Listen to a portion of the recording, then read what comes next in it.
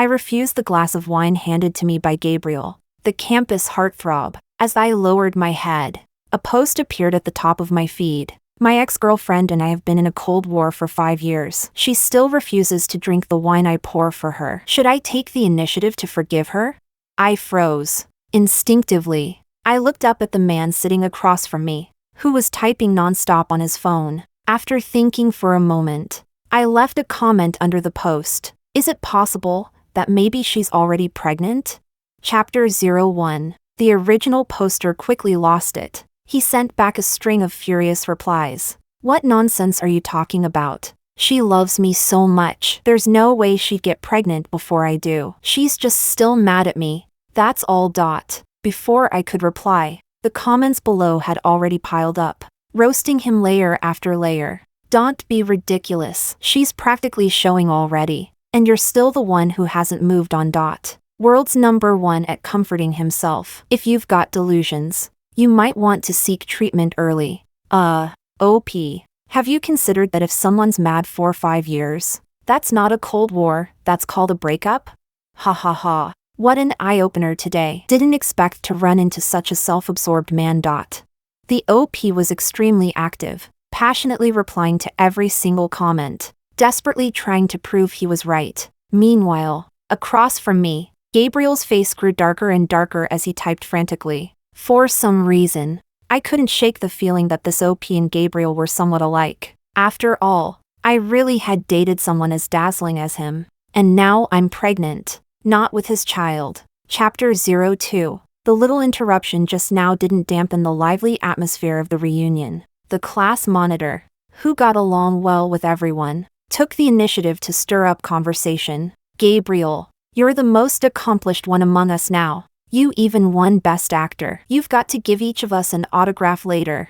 Gabriel didn't even lift his head. He responded with an indifferent hum. The class monitor shifted the topic and looked at me. But if we're talking about the biggest change, it has to be Emma. After going abroad, she's become such a beauty. Not just the figure, there's this gentle aura about her now. What's the word? Oh right. Maternal glow. My hand instinctively rested on my abdomen, and I smiled softly. Before I could say anything, the class monitor grinned teasingly. Hey, weren't you two a couple back then? Looking at you now. Still quite the perfect match. At that moment, Gabriel, who had been keeping his head down, finally looked up. I wouldn't dare. Someone won't even drink the wine I pour anymore. His tone was calm, but the corner of his lips curved slightly. It was his first smile of the night. I ignored him, turning to the others and shaking my head. Smiling, I explained, don't joke like that. I have a boyfriend now. Well, more accurately speaking, a legally registered husband. But since the wedding back home was still being prepared, I chose a more appropriate term. The next second, the wine glass in Gabriel's hand crashed to the floor. The sharp sound echoed through the private room. Wine splashed onto his clothes. Gabriel stopped smiling. His eyes darkened as he stood up. The hands hanging by his sides clenched so tightly that his knuckles cracked. I'll step out for a bit. Wouldn't want to bother someone so much that she has to make up having a boyfriend. He turned and walked straight toward the door. From beginning to end,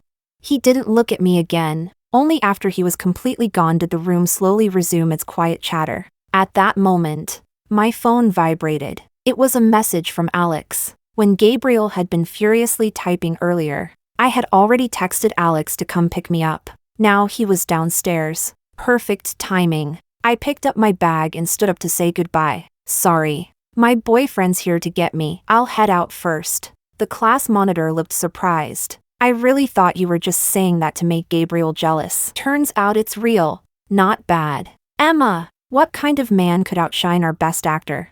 His eyes were full of gossiping excitement. Thinking of Alex, an image involuntarily surfaced in my mind last night, when he had kissed me endlessly out of jealousy. My face grew warm. I smiled shyly.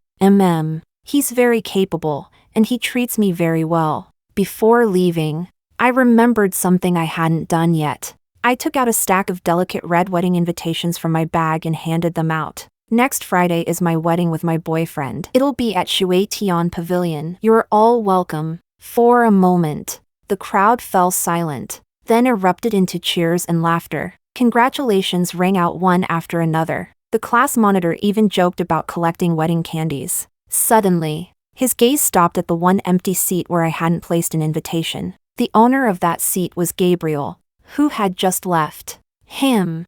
He can skip it. I shook my head without hesitation. At the very least, I didn't want the wedding I had been looking forward to for so long to be mixed with any memories of him, especially not the bad ones. Chapter 03. To be honest, not all my memories with Gabriel were bad. Like the beginning of any relationship, they were wrapped in a layer of sweetness detached from reality. Back in college, I was a little introverted and a little dull. My only hobby was burying myself in draft paper, sketching outfit after outfit. I wasn't even a fashion design major, but I loved it. Those clothes were different from the dim, unremarkable me. They had their own colors. Under my pen, they held infinite futures. Then one day, by chance, my roommate saw those sketches. She was in the modeling club. The club happened to be short of a theme for their next runway show. So without hesitation, she submitted my designs. Emma, with talent like yours,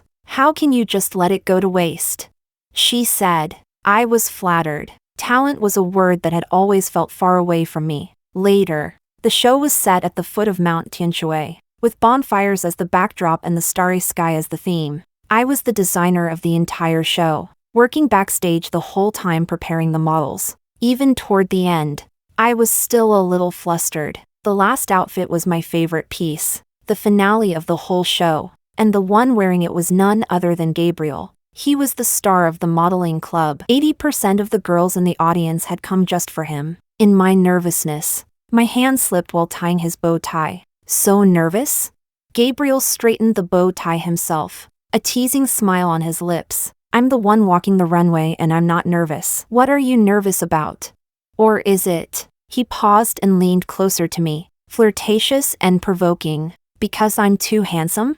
When men get confident, they often become greasy. But Gabriel didn't, because he really was handsome. Staring at that face, I couldn't speak. I only grew more nervous. It was his turn. He nodded and stepped toward the stage. But just as he passed me, he suddenly stopped. He tilted his head slightly and smiled at me. Just kidding. Don't be nervous. This is the most beautiful design I've ever seen. In that instant, my heart pounded wildly. From behind, I watched him stride toward the front of the stage. The firelight flickered, reflecting off the fabric like countless stars gathering around him. The crowd fell silent. Gabriel embodied the piece perfectly. Perfectly. Like a dream. When the dream ended, I became once again that ordinary girl lost in the crowd. Yet somehow, at the celebration party after the show, Gabriel took the initiative to sit beside me. Instinctively, I shifted slightly away.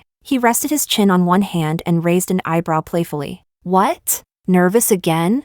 He didn't let me go, closing the distance further. My heartbeat lost its rhythm again. Maybe it was the alcohol, or maybe I had nothing left to lose. I tilted my head up and said the boldest thing I had ever said in my life. What? Do you like me?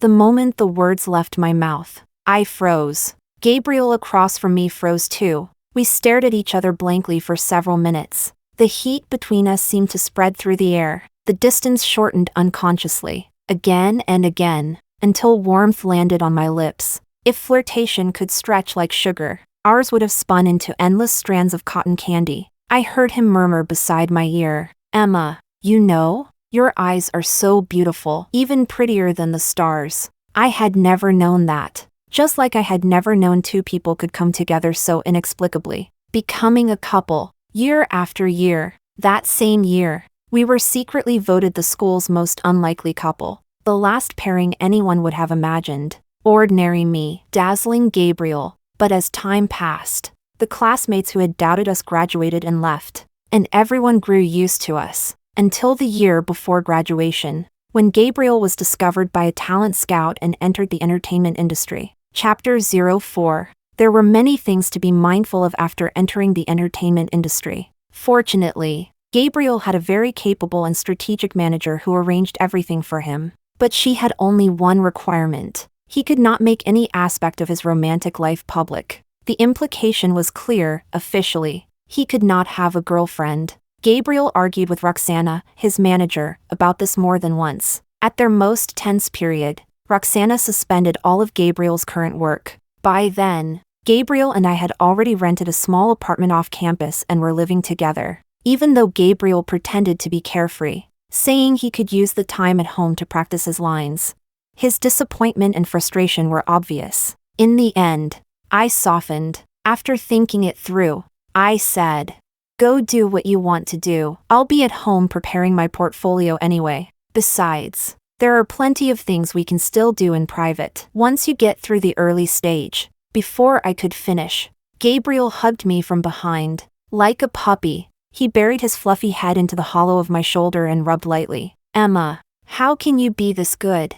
His voice was muffled, tinged with a nasal tone. "So good that I don't even feel worthy of you. When I become a big star, I'll announce to the whole world that you're the one I love. Even if the heavens themselves try to stop us, they won't be able to. And I'll buy us the kind of villa with a garden that you like." My neck felt a little cool and damp, but my heart felt warm. Sometimes, you can't even empathize with your past self. As time went on, Gabriel acted in several web dramas and began gaining popularity. At gatherings, many acquaintances would ask about our relationship. All I could do was stay silent and awkwardly gulp down a few mouthfuls of coffee. Coffee was so bitter, bitter enough to make my eyes sting. So it really was different. I wasn't as invincible as I had imagined. Rumors began circulating at school that we had already broken up. I went to campus less and less, spending more time at home, burying myself in design drafts, and waiting for Gabriel. But the more famous he became, the less often he came home. Eventually, he appeared on screen more often than in real life. With his striking appearance, most of the roles Gabriel took were idol dramas. Hugs and kissing scenes were routine. I watched him on screen, gazing tenderly at other girls, making solemn promises. I had to admit, he acted very well. So well that one day, I couldn't hold it in any longer. While he was home, I asked him, "Be honest, have you ever developed feelings for your co-stars?" Gabriel paused, then turned around and kissed me hard. "What are you thinking? Of course not," he said, and I believed him. But in the dead of night, I still couldn't stop the unease from creeping in. That feeling reached its peak during a certain month in the second year. A youth romance drama Gabriel starred in became a hit. The love theme song between him and the female lead played everywhere in the streets. One night, after drinking with the crew at a celebration party, he came home drunk. He was so intoxicated he forgot to undress or wash up. I struggled to settle everything for him and dragged him to bed. In that instant, Gabriel suddenly grabbed my wrist and secretly kissed it. He used to act spoiled with me like that all the time, but this time, he smiled foolishly, tears shimmering in his eyes. "Jessica, if I kiss you, you won't leave me, okay?"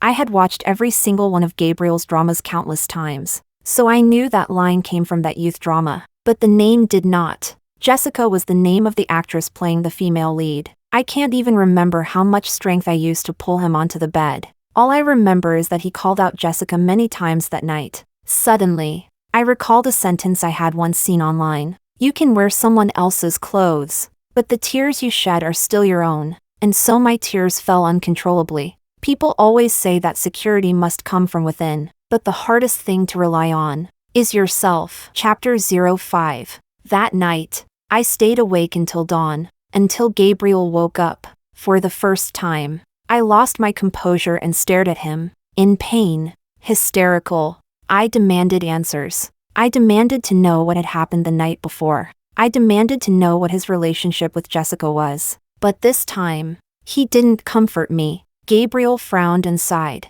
"Have you made enough of a scene?" His tone was calm, but his expression was unpleasant. "Emma, I've explained this many times already. I don't want to explain it again. If we're just going to keep doubting each other, what's the point of being together?"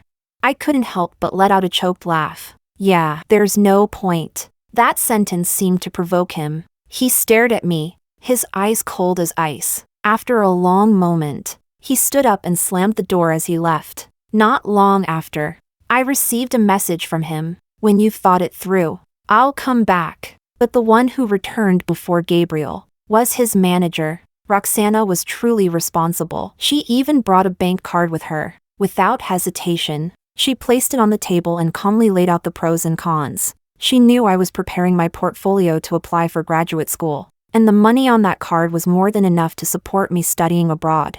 Of course, there was one condition. I had to leave Gabriel. You're a smart girl. Think carefully about what comes next. For example, after this drama blows up, promoting a CP will be inevitable. If you can't even accept it now, will you really be able to accept it later? Roxana's sharp, calculating gaze swept over me. She saw right through me. She continued, "Do you know how many opportunities Gabriel has already sacrificed because of you? Are you really going to let that continue? Whether for him or for yourself, this is the best choice." Before leaving, she looked at me for a long time, then leaned close and whispered in my ear, "One last piece of advice. Go look at yourself in the mirror." It sounded like mockery, but when I walked to the mirror, I realized just how terrible I looked. My eyes were red and swollen. My hair was a mess. I looked like someone pushed to the edge of a cliff, with no room left to choose. Many important decisions are made in a single moment. I picked up the card, grabbed my suitcase, and walked out the door, fooling myself. I made one last call to Gabriel. He didn't answer, so I sent him a message instead. "Let's end this. Take care of yourself." After sending it, I found it laughable. He was an adult. What was there he couldn't take care of? That relationship ended with a single text message. It had begun inexplicably, and it ended just as inexplicably. Perhaps that was the most fitting ending of all. Chapter 06. Gabriel came out of the restroom just in time to see me walking toward the hotel entrance. He glanced down at his phone and strode over. "Leaving? Perfect timing. I'm leaving too. I can give you a ride." I shook my head and declined politely. "No need. My boyfriend is coming to pick me up." Gabriel's dark gaze fixed on me. Suddenly he lowered his head and let out a short laugh. "Emma, is that really necessary? Holding on to anger for this long?" Just then, Alex's Maybach pulled smoothly up to the hotel entrance. I didn't want to say more. I stepped forward, opened the passenger door, and got in. The heater inside the car was on full blast. Alex was wearing a gray V-neck sweater, revealing his sharp, well-defined collarbones. There was something distinctly husband-like about him. He didn't drive off immediately. His long fingers tapped lightly on the steering wheel as he asked gently, "You okay?"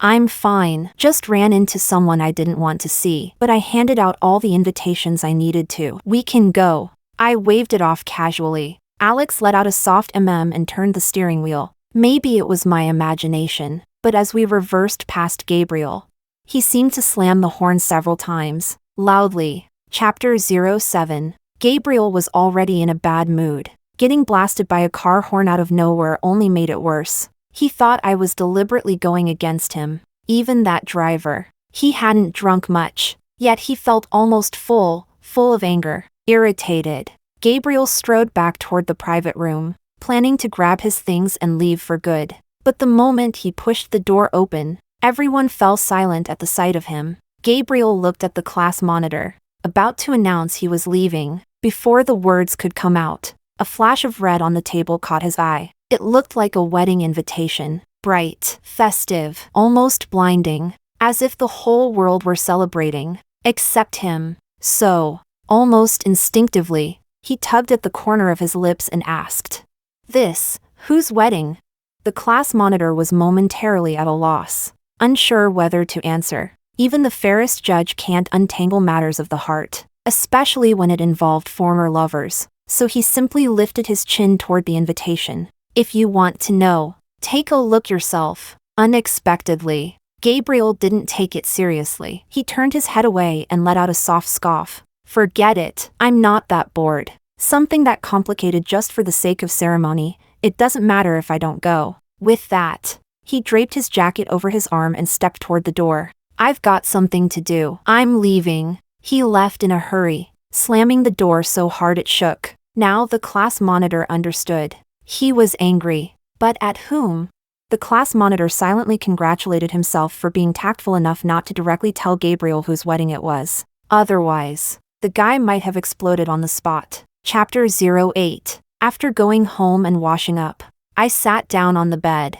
I came across a new post from that same original poster again. Confirmed. She's just trying to piss me off. She even made up a boyfriend and wouldn't let me walk her home, saying her boyfriend would pick her up. Any advice on how to make her stop being mad? As soon as such ridiculous nonsense was posted, the comment section erupted. User 1, what you need isn't advice. It's medical treatment. She's made it that clear and you still don't get it. She doesn't love you anymore. She's moved on. Original poster, your logic makes no sense. She made up a boyfriend because she still can't let me go and still loves me. She wanted to provoke me. And it worked. I admit she got under my skin. User 2, do you not understand Chinese or do you just not have a brain? Has a boyfriend is hard to understand? Your ex found a new boyfriend. You clown. User 3, diagnosis complete. This is a real clown, lost in his own delusion and can't escape. Original poster, I get it. Some of you are just jealous and can't stand the idea of people getting back together. She's just mad because of a Cold War. There's no way she'd find someone else. User 4, I can't take this anymore. Someone splash him awake already. User 5, marking this. Waiting for the ending. I bet by the time that girl's kid can run around, the OP will still think they're just in a Cold War. After that, the original poster started arguing with everyone in the comments again. I quickly scrolled through, comparing the details. If before I was only suspicious, now I was almost certain that original poster was Gabriel. Baby, what are you looking at?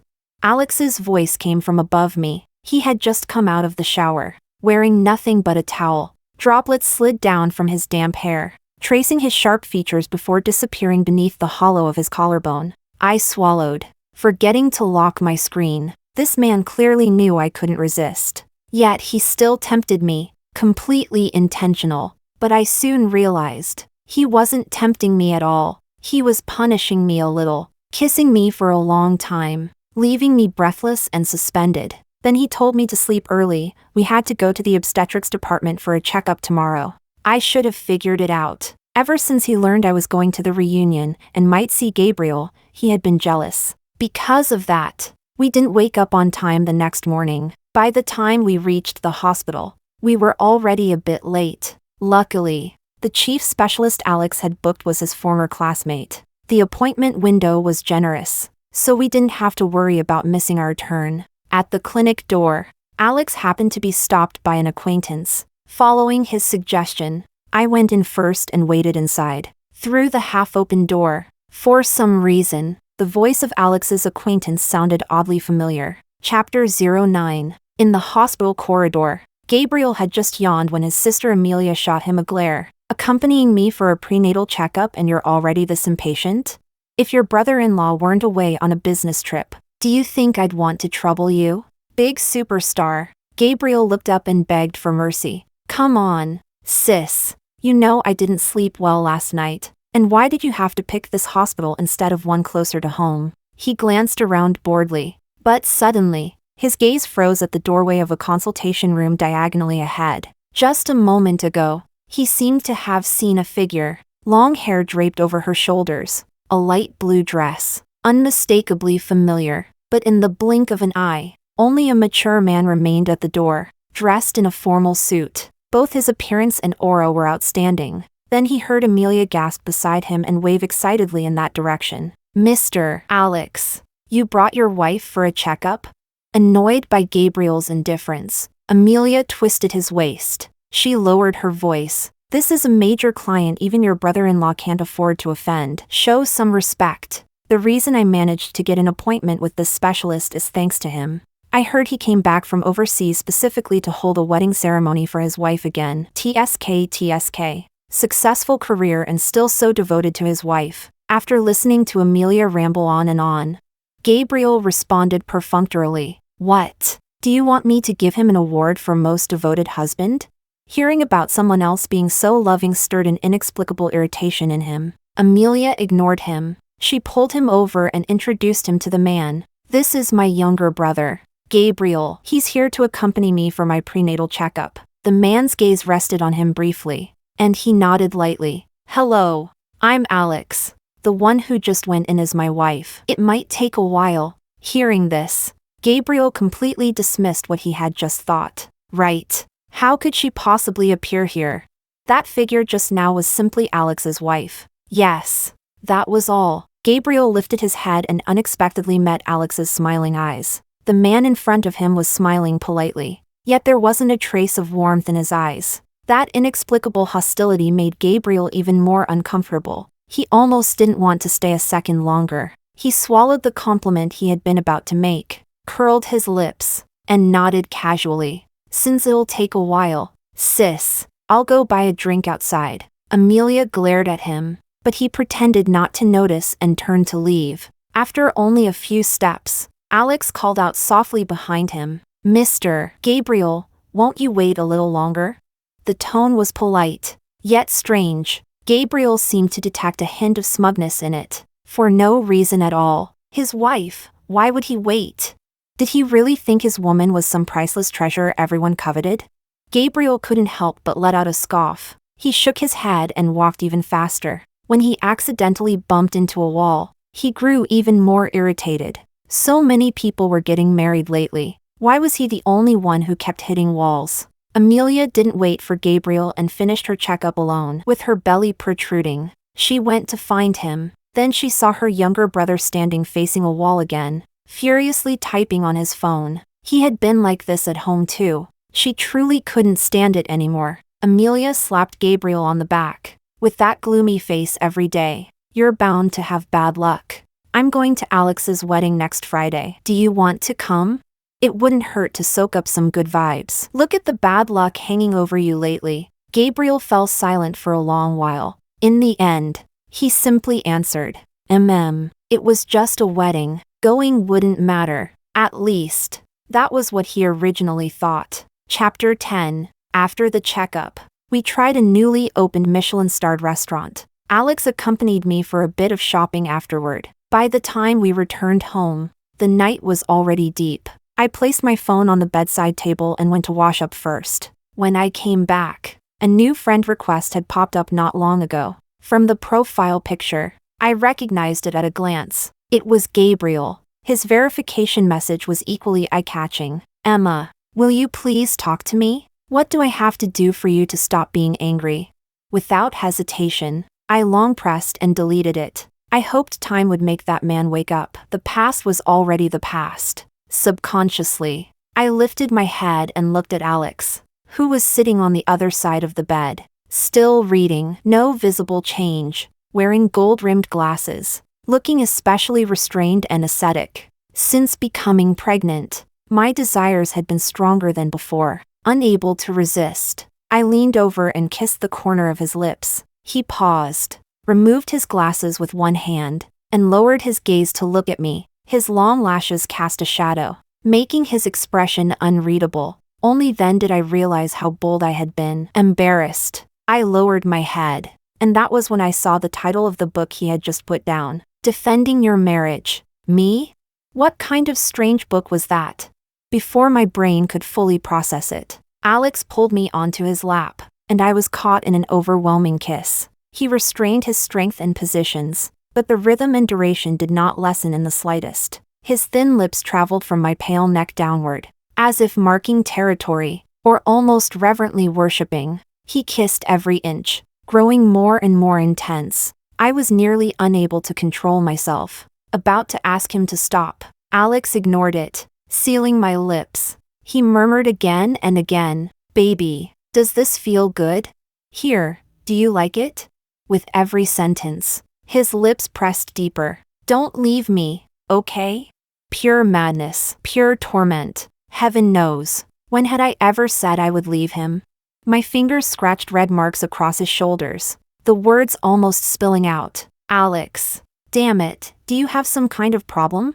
The next moment, moonlight fell across us. I lifted my head and met his eyes. Only then did I see clearly the dark, frightening possessiveness flickering in them, along with a fragile insecurity on the verge of collapse. From the day I met him until now, I had never seen Alex so lacking in security. Almost like the me from the past. He curled his lips, his voice low and hoarse. I have a problem. Didn't you know that already? I froze. He was right. I had always known. Chapter 11. When I first went to Japan to study abroad, I once felt like I was completely done for. During the sweetest period of my life, this country had been set by Gabriel more than once as our future honeymoon destination. But when I stepped onto this unfamiliar land alone, I realized that different is different after all. All the longing and fantasies I once had about this place were merely a filter cast by another person. When the filter was gone, what followed was an irreparable emptiness. The withdrawal symptoms grew more severe. After leaving, I changed to a new phone number, yet I still couldn't control myself. I kept stalking all of Gabriel's social media accounts. Sure enough, he started hyping a CP. The comment sections were full of CP shippers, all blessing them with 99, forever. I felt like I was asking for pain, so I forced myself to delete all my social media accounts and buried myself in design work,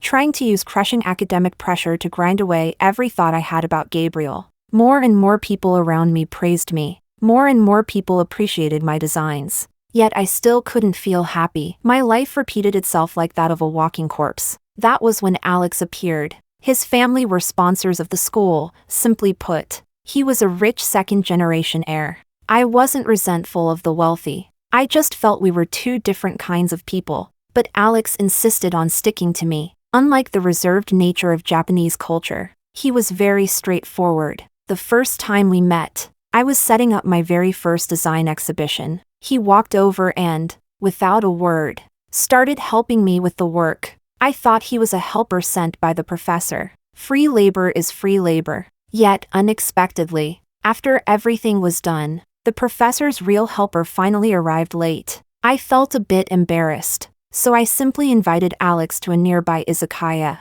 At the dinner table, I asked why he had helped me. His eyes curved into crescents as he smiled. Emma, I like your designs. I tried to recall my recent works. But before I could, he added lightly. More importantly, I like you. I thought he was joking, just as I was about to laugh it off. Alex locked his gaze directly onto mine. I haven't been drinking, he said, leaving no room for escape. But honestly, I didn't believe him. Perhaps it was just another wealthy man's casual game with life. Not to mention, at that time I hadn't even managed to process my previous relationship. Every midnight when I woke from dreams, I still cried uncontrollably. As for why I cried, even I couldn't explain it. Like an emotional black hole. So I rejected Alex. I told him frankly that someone like me, who couldn't even control her own emotions, was truly dangerous. He should stay as far away from me as possible. Alex understood the art of retreating to advance. Then let's start as friends?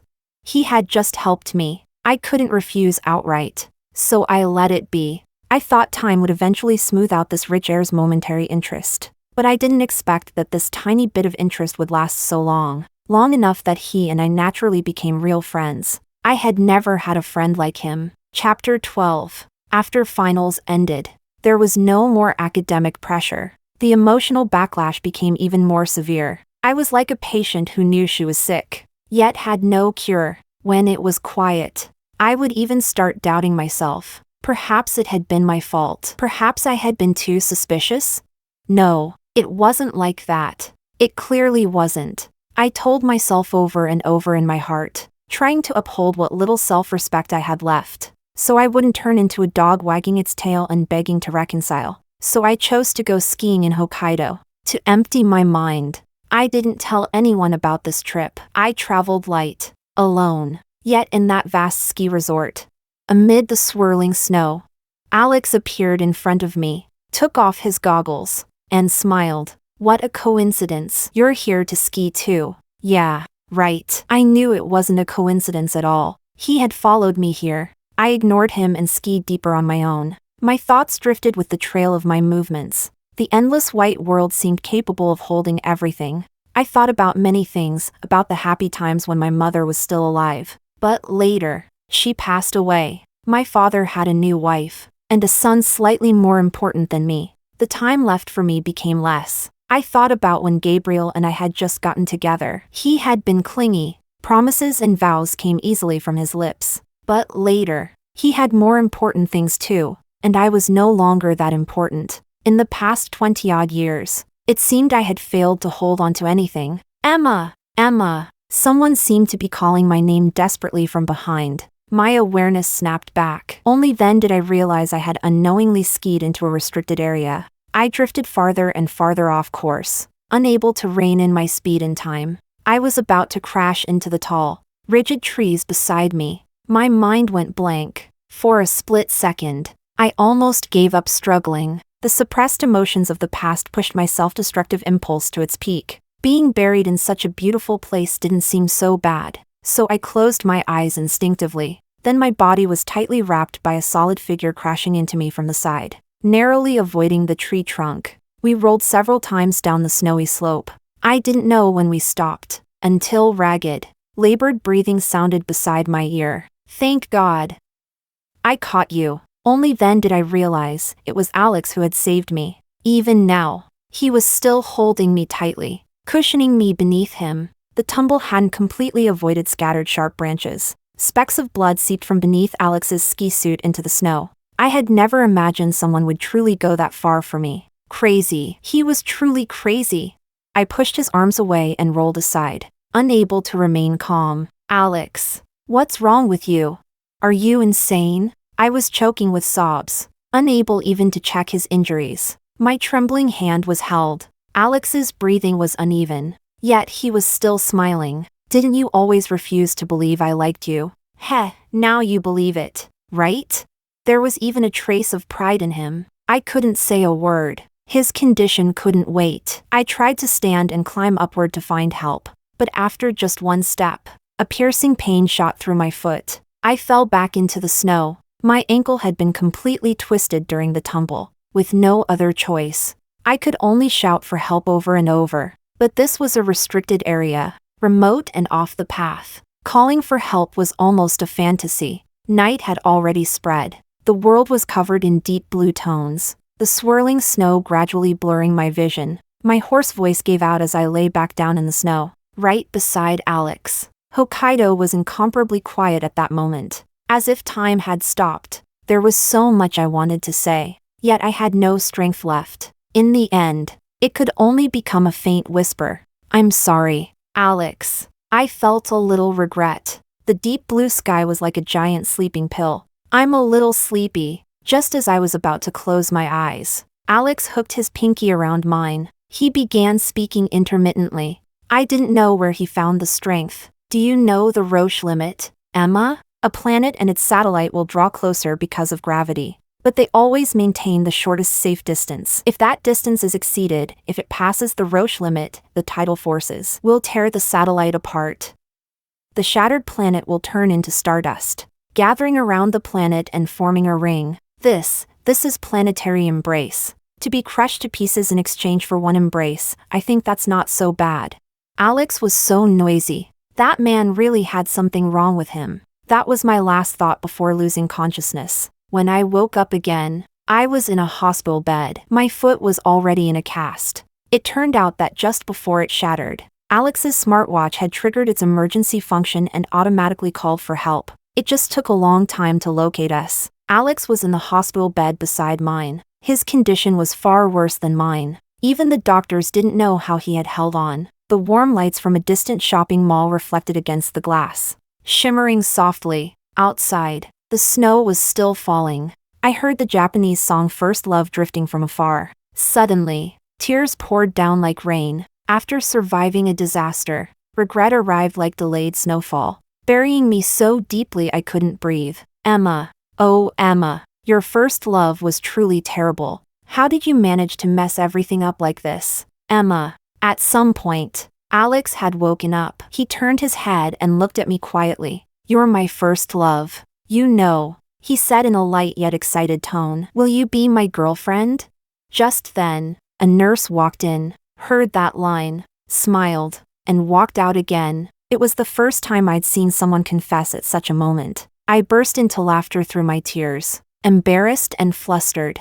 I scolded him. Why, you're crazy. He said. Yeah, I'm sick. Only you can cure me. He had always been shameless. The tears, for the first time without me realizing it, quietly disappeared. Perhaps that was the first sign of my heart stirring. First love gained a new meaning from then on. Chapter 13. After tossing and turning all night, I still had to get up the next day to go over the wedding details. There was no choice. Time was tight. Alex followed beside me. Because of what happened last night, he seemed a little guilty. No matter what I said, he agreed to everything. In the end, the staff asked what wedding song we would use. I blurted out, "First Love." After Alex and I got together, we had held hands countless times, strolling under the dim yellow winter streetlights. Street singers sang the song over and over again. Snowflakes drifted down. We embraced and kissed. We had also stood together on the mountaintop in Hakodate, watching fireworks bloom, sharing the same pair of earphones. Listening to this BGM, I couldn't help but throw myself into his arms. It started with this song, and now it would end with it. There was no other choice. Alex knew it too. His eyes flickered. He stammered for a long time without speaking, just as the staff thought he might object. He softly said, "Okay." After the review was done, Alex stood up and left with the staff. I grabbed him. Looking up at him directly, I asked, "Why didn't you tell me?" "Tell you what?"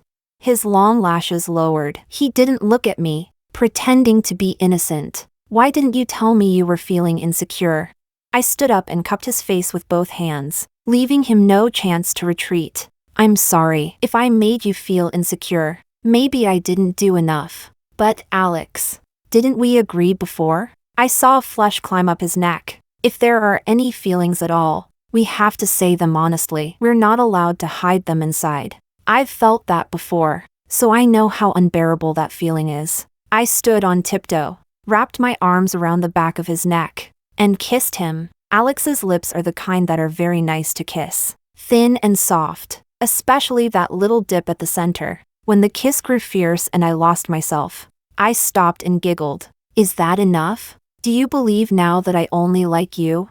If it's not enough, I took out my phone, opened my moments, and typed a long post. "I like you. Super like you. Super super super like you. Husband, I like you the most and only like you. Please take care of me for the rest of my life." The words were so cheesy that I felt a little embarrassed myself, but I still braced myself and hit post. Now do you understand how I feel? Everything in the past is in the past. The only person I like now, and the only one, is you. Now not only his neck but even the tips of his ears were completely red. His eyes sparkled as he looked at me, suddenly, like a cat inhaling catnip.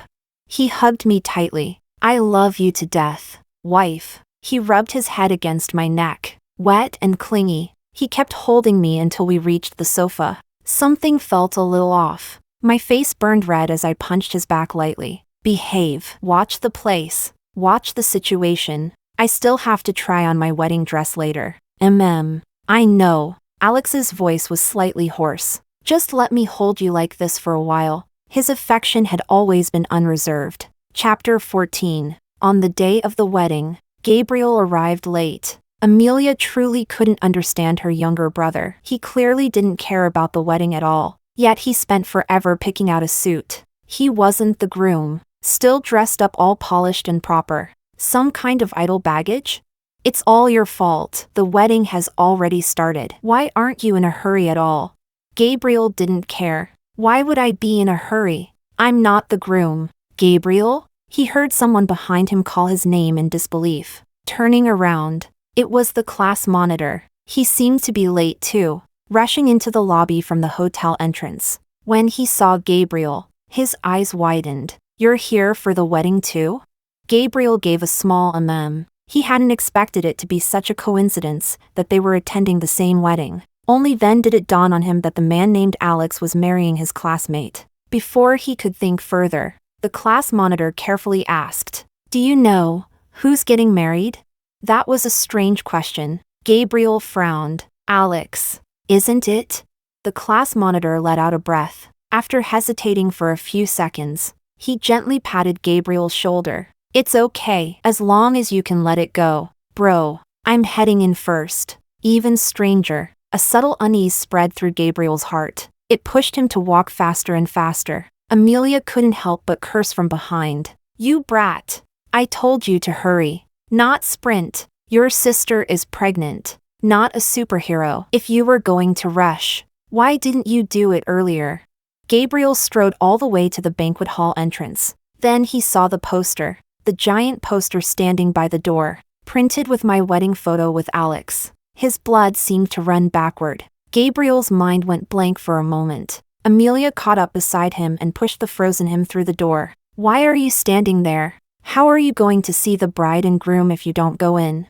The door opened, just in time for the bride walking toward the groom. He saw me in an elaborate lace mermaid wedding dress, walking out of the silver glow, step by step, passing right in front of him, walking toward Alex in a black suit. It was a similar scene. Gabriel had dreamed of it just nights ago. But the person I was walking toward was clearly him in that dream. Gabriel could no longer tell dream from reality. A grand, romantic song filled the air. Gabriel recognized the song, First Love. He suddenly remembered watching a Japanese movie about first love with me. When this song played, I had cried uncontrollably in his arms over the male and female leads. At that time, he had been certain everything would be like in the movie, no matter how long they separated or what they went through.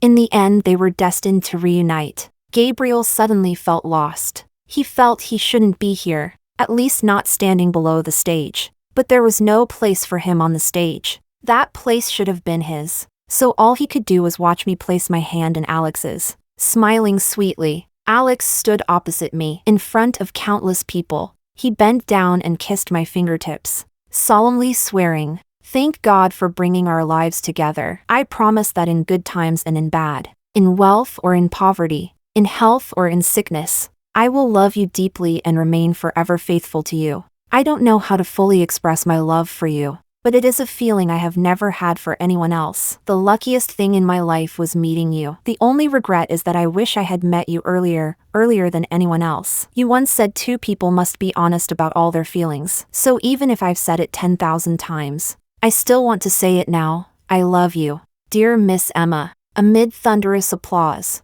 Gabriel saw the tears shimmering in my eyes. They were tears of happiness and emotion. Then Gabriel's gaze lingered on my slightly noticeable belly beneath the fitted dress. Everything he had ignored in the past suddenly connected. Only then did he realize what he had truly missed. It felt as though someone had carved a piece out of his heart, so painful it made him want to vomit. It was also at that moment that Gabriel realized for the first time, I had never lied to him. The only person who had deceived him all along was himself. He was a clown, the uninvited one. This is way too romantic.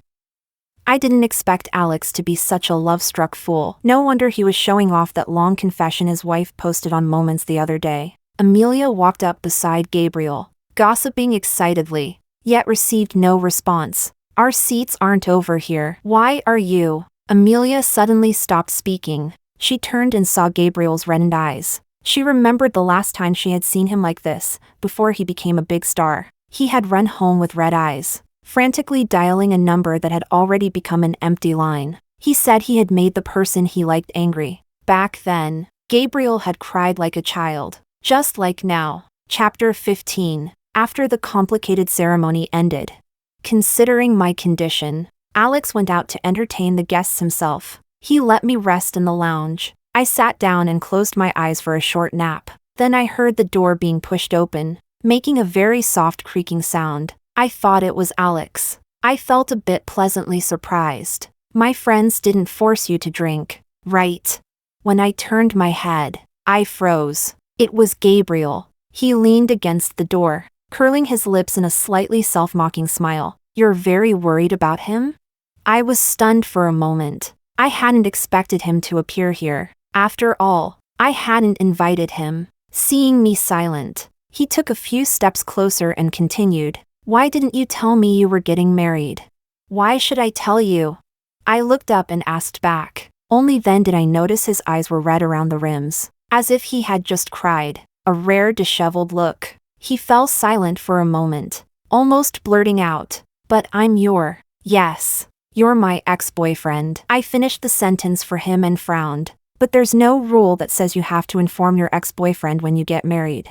That's not what I mean. Gabriel took a deep breath. His eyes trembled. I never said we broke up. Emma, you didn't say it. But I did. Thinking of what he had written in his posts before, I sighed. I stood up and decided to explain everything clearly at once. When I said it was over back then, I meant this relationship was over. Gabriel, to be precise, we've been broken up for more than 5 years. If you had any misunderstanding before, I've clarified it now. You can leave. I thought I had been direct enough and that he would leave on his own. But Gabriel didn't. He was stubborn. I don't believe it. I don't believe that just 5 years is enough for you to forget me completely. He walked quickly toward me, tears trembling in his eyes. I've changed. Emma, I'm not the same as before. I can choose my scripts now. I don't have to take those idle dramas anymore. The things you were worried about won't happen again. Gabriel grabbed my hand,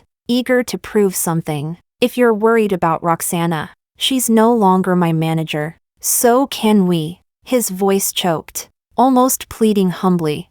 Can we go back to the past, like before?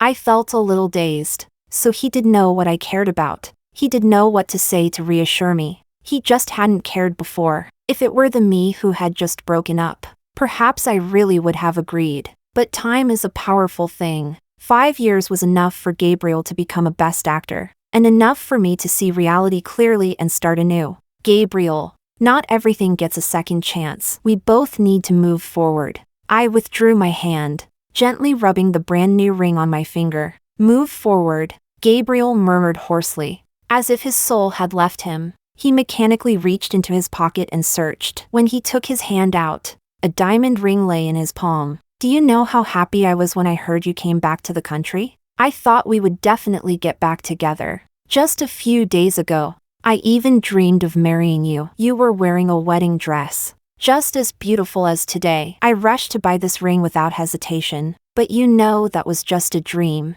That single sentence made Gabriel's face turn pale. He lowered his head. Droplets fell onto the floor. A broken mirror can't truly be made whole again, because the two pieces were never compatible in the first place. Gabriel, you don't need to prove anything to me anymore, or how much you love me, I said calmly, because the person I like now isn't you. How could that be?